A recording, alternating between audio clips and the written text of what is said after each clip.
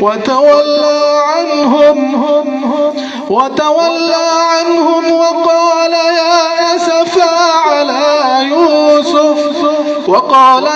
أسفا على يوسف وابيضت عيناه من الحزن فهو كظيم.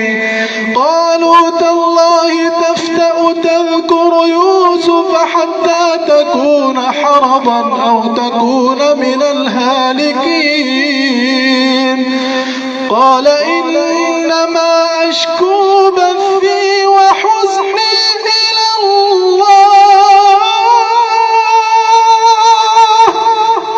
قال إنما أشكو بثي وحزني إلى الله وأعلم من الله ما لا تعلمون.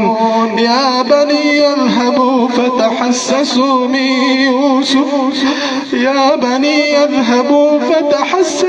من يوسف وأخيه ولا تيأسوا من روح الله إنه لا ييأس من روح الله إلا القوم الكافرون.